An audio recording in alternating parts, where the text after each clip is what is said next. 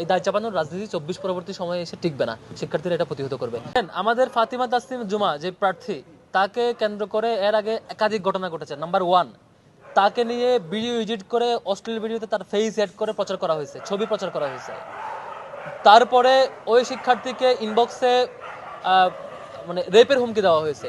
ওই শিক্ষার্থীকে বিশ্ববিদ্যালয়ের শিক্ষার্থীরা, একটি দলের সদস্যরা বারবার তাকে হুমকি দিয়েছে বাজে ভাষায়, বাজে ল্যাঙ্গুয়েজে।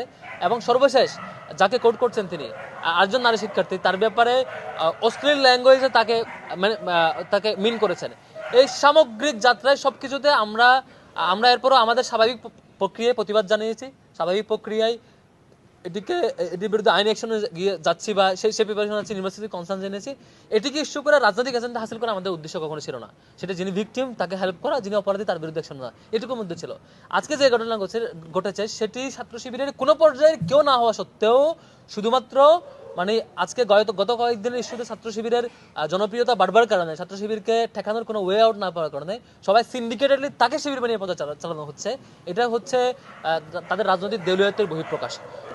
আমি যখন সেই দলগুলো নিয়ে মেনশন করে বলি যে আপনাদের ব্যাপারে এই 1000 কেস আছে, আমি যখন বলি আপনাদের এত শত রেপের কেস আছে, আমি যখন বলি আপনাদের এত শত ধর্ষণের কেস আছে, সব কেস যখন আমি হাজির করি চাঁদাবাদের কেস, তখন তাদের কাছে আর কোনো ইস্যু না পেয়ে তারা দিন শেষে ছাত্র শিবিরের ব্যাপারে অন্যজনের ইস্যু শিবিরের উপর দায় চাপায় আর কি। এই দায় চাপানোর রাজনীতি 24 পরবর্তী সময়ে এসে টিকবে না, শিক্ষার্থীরা এটা প্রতিহত করবে। ঢাকা বিশ্ববিদ্যালয়ের শিক্ষার্থীরা এটা জানে যে হচ্ছে আপনারা দায় চাপানোর রাজনীতি করছেন। আমি সবাইকে আহ্বান করব, সত্যটাই বলি।